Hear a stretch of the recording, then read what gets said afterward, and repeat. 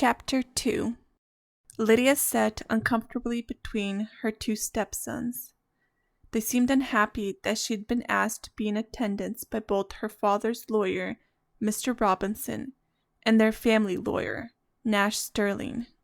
Truth be told, Lydia wasn't at all excited about the humiliation of hearing her dead husband's will read. At least, father considered my needs. For all the wrong he did and forced me to marry, at least he considered my situation. She held her gloved hands together so tightly that they immediately began to ache.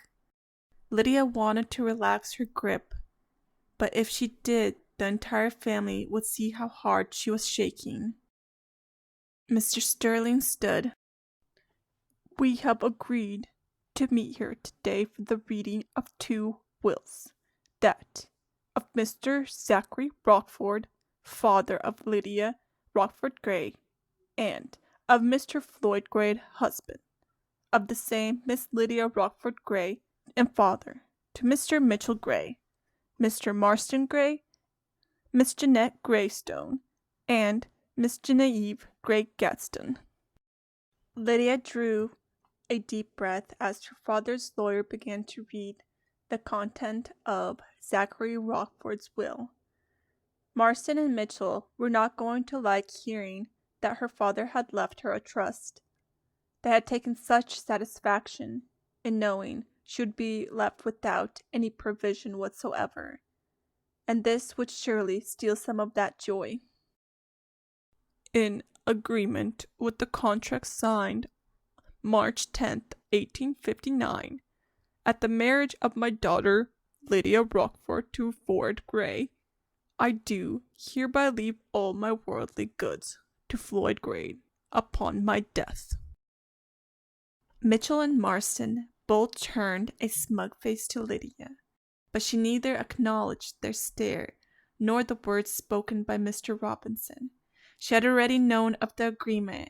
Her marriage had been a business arrangement, the wholesale purchase of a 16-year-old bride by an older man whose wife had committed an unspeakable act of suicide. "However, there is also another point of reference written here," Mr. Robinson continued. "Should Floyd Gray precede me in death, then all of my properties, including stocks, business interests, and moneys, will pass to my only living child, my daughter Lydia Rockford Gray." Lydia couldn't figure out why in the world this point was being brought to light. She was surprised by it, but her father and Floyd had died as a result of the same carriage accident. Robinson picked up a sheaf of papers. "I have the signed and sworn statements by 3 doctors, given before myself, Mr. Sterling, and as well Judge Brewster, which confirm, as you know, that Floyd Gray died immediately at the site of the accident on April 1870. He paused and lowered his glass to the tip of his nose. "I believe both of the Gray sons were available to identify their father's body on the 2nd of April as well. Isn't this true?" Mitchell stood. "It is, but I hardly see the purpose of this." "Be seated, Mr. Gray," Mr. Robinson requested. Mr. Sterling appeared rather upset and refused to look Mitchell in the eye. It was this small but important action that caused Lydia to take interest. Something wasn't right. Robinson continued, "The purpose, Mr. Gray, will become apparent." Mitchell looked at Marston, then took his seat. "Very well, please continue. But do remember the delicacy of my sisters. They needn't be burdened with the comments about identifying the dead." As if on cue, Jeanette began to sob. Lydia wanted to be sick. The girls had no more love for their father than she had. Mr. Robinson lifted his papers again. I have the same type of signed statement on behalf of Mr. Rockford, which in addition includes the papers that were completed by the hospital officials where he was taken after the accident. As you are aware, Mr. Rockford died on April 4th. Given this and the obvious fact that Mr. Rockford outlived Mr. Gray, Mr. Robinson stated, pulling his spectacles from his face, Miss Lydia Rockford Gray is the sole heir of her father's fortune. Mitchell looked aghast. That is hardly legal. He turned to Sterling. It isn't legal, is it? Mr. Rockford's property was to go to our father. Mr. Sterling shifted uncomfortably, not even attempting to answer. Mr. Robinson peered over his wire-rimmed glasses at Mitchell. Yes, that had been part of the agreement. However, as I stated, the will reads that your father would receive Mr. Rockford's property should he survive Mr. Rockford. Given that he did not, but rather died 2 days prior to the death of your stepmother's father, the will clearly passes the inheritance to his only direct descendant, Miss Lydia Rockford Gray. Is that right? Marston demanded, staring hard at Mr. Sterling. Our father shared a profitable business with Mr. Rockford. They owned the venue in a 50-50 share. Are you telling me that even though she had nothing to do with the growth and development of this industry, Lydia will now inherit half of what we've worked hard to build? I think it would behoove us to hear the contents of your father's will before this discussion continues, Dwight Robinson declared. Lydia felt a strange sensation of confidence rush over her. She had never held any power over these men, and now she did. Now she was truly free from their demands and desires. She sat a little straighter and nodded at Mr. Robinson. Please do continue. Marston glared at her, but Lydia was unmoved. In her mind, she had begun to plan for her future. She would go immediately to live with Aunt Zerelda in Sitka. She had posted the letter that morning. She would simply enlist the help of her father's lawyer and leave Kansas City forever. She wouldn't even pack her clothes, those ghastly provocative fashions chosen by her husband. There was nothing, save her violin, that she would even want to take with her to her new life. Giddy with the weight of oppression lifted from her shoulders, it was all Lydia could do to keep from giggling out loud. Mr. Sterling began. I, Floyd Gray, upon my death, do hereby bequeath my worldly possessions to my partner, Zachary Rockford. Should he not survive me, then my goods are to be divided equally among my children as follows. To my daughters, Jeanette and Genevieve, I give equally the properties of their mother, including old jewelry, china, house furnishings, furs, and the like. To my sons, Mitchell and Marston, I leave all business ventures, investments of stocks and bonds, and the entirety of my bank accounts, which are detailed in this document. Mitchell and Marston smiled at each other. Lydia could see they were pleased with the outcome. Knowing her stepsons as she did, Lydia surmised they were already making plans for their inheritance. Mr. Sterling cleared his throat nervously and stood. I find this most awkward and difficult, he began. I must admit, I have never been placed in this situation before, and hope never to see myself here again. Lydia couldn't imagine what he was rumbling about. She wanted only to get up and leave the stuffy office. She looked at Mr. Robinson, who gave her a reassuring nod. What are you going on about? Mitchell demanded. I want to know if Mr. Rockford's will is going to be honored and the business is turned over and complete to our handling. Mr. Sterling met their gazes with the most panicked expression. I'm sorry. You must understand that the terms of your father's will are legal and valid. I have already made inquiries on your behalf, and there is nothing to be done. Perhaps Lydia will sell you her portion, Evie called out from behind her brothers. Lydia heard Evie's husband quiet her, but not before Marston gave her a withering look. He then turned back to the lawyer.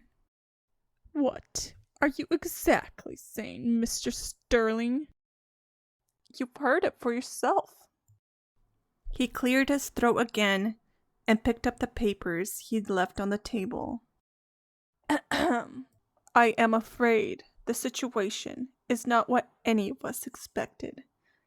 Your father created this provision not only as a part of the marriage contract he and Mr. Rockford agreed upon, but he solidified the terms by putting them also in his business papers of partnership and his last will and testament. Therefore, upon his death, his possessions, everything, went to Mr. Rockford, who survived him by 2 days. Lydia blinked hard at the words. She was beginning to see exactly what the man was saying. Her heart raced as she looked again to Mr. Robinson. Mitchell jumped to his feet in the same moment. Now, wait a minute, he declared. What is wrong? Jeanette suddenly joined in. What's going on? Marston glowered at Lydia. He knew exactly what was happening, just as she did. Mitchell continued to rant. Are you telling us that our inheritance was passed to Mr. Rockford, and in turn he passed it to her? His eyes shot daggers at Lydia, but instead of causing her to shrink away, as once she might have done, Lydia merely returned his angry glare. That simply cannot be, Jeanette declared. That is impossible. Her shrieking voice grew louder. That can't be what he means. Marston folded his arms and matter-of-factly replied, That's exactly what he means. Robinson met Marston's fixed stare. Your brother understands it correctly. Miss Gray's father outlived your father. The carriage accident took both lives, but not at the same time. There is no disputing that Mr. Rockford survived your father in death. But he never regained consciousness, Mitchell protested. That's not any kind of living, as far as I'm concerned. But legally, he is not dead, Robinson said. His death did not come until 2 days after Mr. Gray, and therefore he was Mr. Gray's survivor. Mr. Sterling had taken his seat. He seemed only too happy to give the argument over to his fellow lawyer. I won't stand for this. She is not stealing our inheritance, Marston said, getting to his feet. She was nothing to my father. He hated her. She made his life unbearable. Lydia steadied her nerves and listened to the Gray's children argue with the two lawyers. She wanted to smile at the uncanny manner in which the situation had played out. It was a sweet revenge. The fates had not been pleased with her circumstances after all. Her mother would have said that God had looked out for her. But Lydia didn't believe God even cared about such matters. He especially didn't care about her. If he did, then he had some explaining to do as to why he would allow her such heinous existence for 12 years of her life. Marston and Mitchell, along with their sisters' husbands, had moved to the front of the room to discuss the news with the two lawyers. Lydia felt lightheaded by the knowledge that she now held control of the Gray and Rockford fortunes. Never again would any Gray man impose his will upon her. She frowned as ugly memories came back to haunt her. Floyd had been a terrible husband, without any affection or compassion, and while Lydia had grown used to his lack of concern for her comfort or interest in her desires, she had never been able to reconcile his brutal abuse and exercising his husbandly rights. When word came about the accident, she was unable to muster any concern whatsoever for his condition. When told that he had been found dead beneath the carriage, Lydia didn't even shed a single tear. The shock of her liberty, her sudden freedom from the unbearable misery that had been her fate, was more than she could withstand. She had fainted dead away. "Are you all right?" Evie whispered in her ear. "You look so pale." "I am fine," Lydia replied. Evie had never allowed her siblings to see her get too close to Lydia, so her act of kindness was unexpected.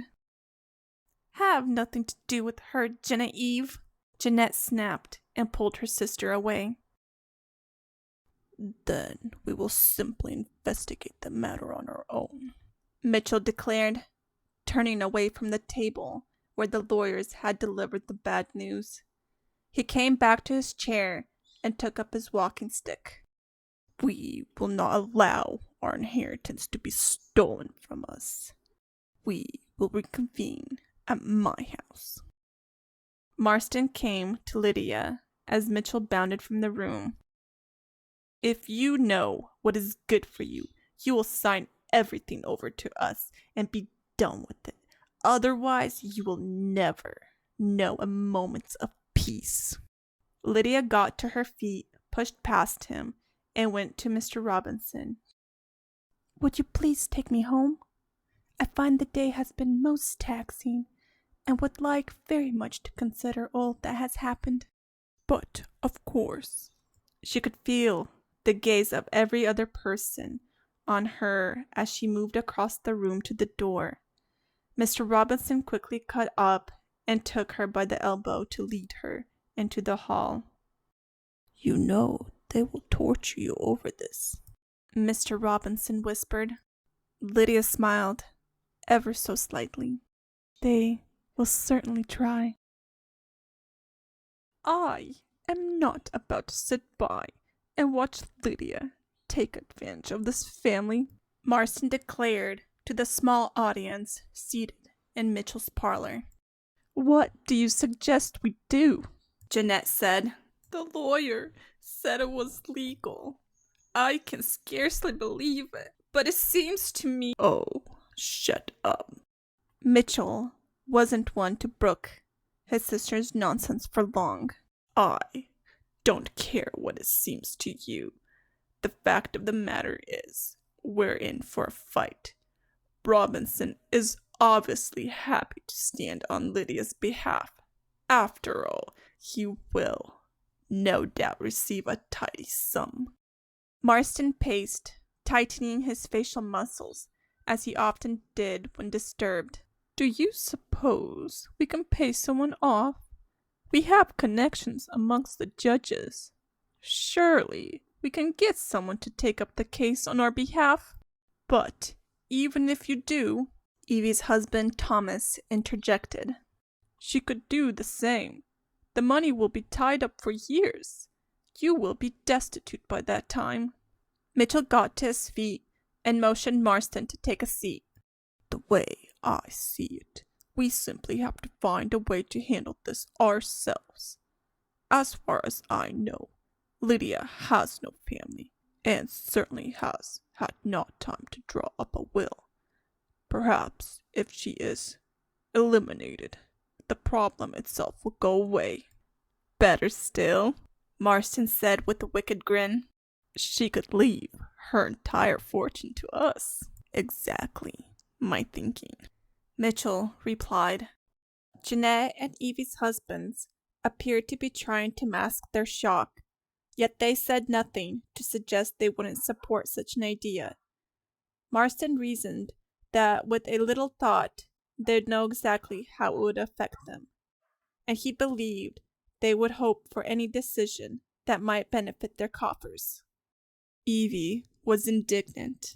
I can't believe you're sitting here so calmly suggesting the death of another human being. I understand wanting to reclaim what is rightfully ours, but to kill someone is an entire different situation. Marston turned to his younger sister. You're only 17. What do you know of life, or death for that matter? Lydia has never liked any of us, so you can hardly hope that she would willingly right this wrong. We never gave her a reason to like any of us, Evie replied. You were always scheming against her. She didn't belong in this family. Jeanette's voice was shrill and bitter. She should have never have married father in the first place. I hardly believe she was given any say in the decision, Evie countered. She didn't want to marry father any more than we wanted her to marry him. But the fact remains she did marry him, Marston replied. There is nothing we can do to change that now. What we cannot do is stand by and watch that woman ruin our well-being. Can you really tolerate her taking all of Mother's jewelry and furs? Would you see Lydia sell off the family heirlooms to pad her purse? She will do that too, Jeanette said, hissing against her sister's ear. She's only been waiting for a moment like this.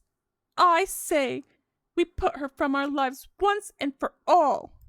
Evie could hardly believe her siblings' heartless comments. She moved to the parlor door, saying, I am afraid I have no stomach for this. I will retire to the music room until you have concluded this madness. Oh, for pity's sake, Evie, sit down and do stop with your prattling. Evie looked into the eyes of her husband. The man seldom had more than 2 words to offer her in any given day. Now, he had fixed her with a cold stare that had left her feeling empty inside. Theirs, too, was a marriage of arrangement, set up by her father for the betterment of business. Her husband stood to lose a great deal with the situation. Oh yes, do sit down and be quiet, Marston ordered. We don't have time for your delicate constitution. He and Thomas turned back to the gathering. It frustrated Evie that they had dismissed her, knowing she wouldn't dare defy them. With a heavy sigh, she did as she was told, just as they had known she would. If only I had more courage, I would stalk from this room and give them all something of a shock. She frowned and looked at her gloved hands. If only I had more courage, I would have stood up to father and refused to marry Thomas Gadsden. It isn't as if he cares about me or loves me. No, love might have actually made the arrangement bearable. Even if the love had only been on Thomas's side, Evie might have learned to return his feelings. Instead, they both found the arrangement a misery. Thankfully, Gaston had never even attended her properly as a husband. He had never visited her room to consummate the marriage, and rumor had it he never would. The household servants often whispered of the unthinkable, unholy interests held by her husband, and while Evie found such ideas abominable, she was just as glad to be left to herself. You do make a good point. Mitchell's deep voice broke through Evie's thoughts. If she were to be murdered, then everybody would suspect our family. It would have to look like an accident. Or suicide, Marston suggested. Evie cringed at the word. She was immediately taken back in time to when she was 4 years old. It was Christmas Day, and the gifts had already been exchanged. Evie had received a pretty new doll and a handmade wicker baby carriage. She had loved her holiday dress, and especially her kid leather button-up shoes. The morning had been a happy one, she recalled. Father had not raised his voice or his hand to any of them. Even Jeanette, who generally had a whiny, weepy temperament, seemed content. Still, that day became the worst in Evie's life. She had been a fearless child, often making her way in secret to the attic, where she would search through long-forgotten trunks and crates to see what treasures they might hold.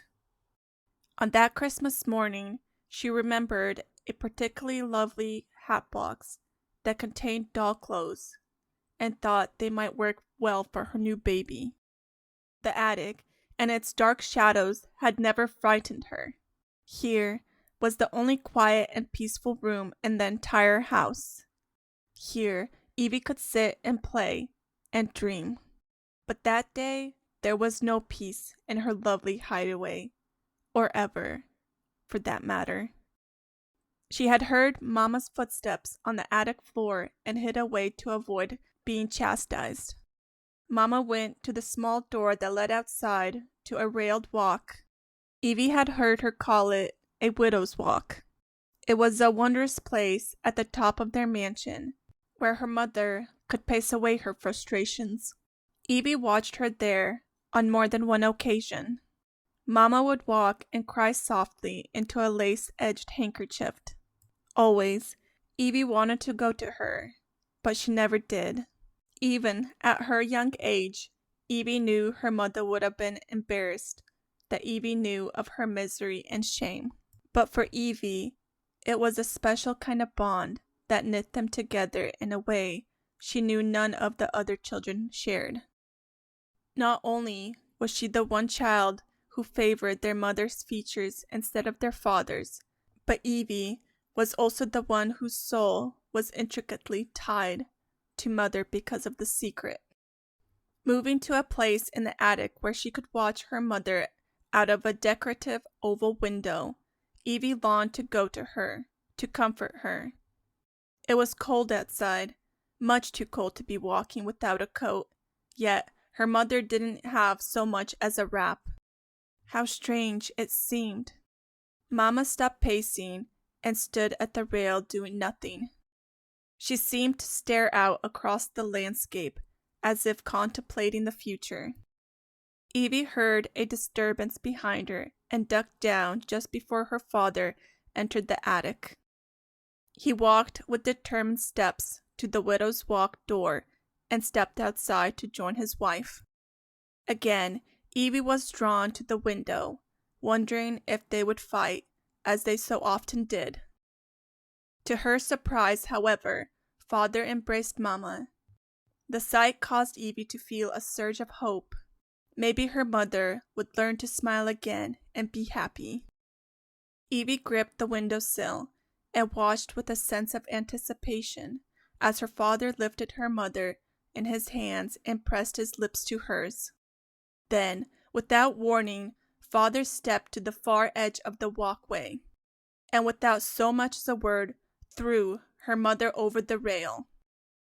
Evie's eyes widened as she barely suppressed a cry, as her father hurriedly bounded back into the attic and headed downstairs. Stunned, Evie sat for several moments, unable to move. Had she really just witnessed her father kill her mother? But maybe Mama didn't die from the fall. Maybe it was just done in jest. Evie bit her lower lip and summoned up her courage. Just then, she heard someone scream and knew her fears were realized. She raced from the attic and back to the second-floor bedroom, where she hurriedly climbed into bed and burrowed deep within the sanctuary of her covers. What if Father found out that she'd seen him? Would he throw her from the roof as well? Evie? Evie, are you all right? For a moment, Evie didn't recognize the voice of her sister. She glanced up to find herself safe in her brother's parlor, with everybody watching her, watching and waiting for some explanation of why she had failed to respond. I'm sorry, she said, hesitating only for a moment. What was it that you asked? Jeanette moved closer. I asked if you were all right. You seem quite pale. You aren't with child, are you? Evie was shocked at the question.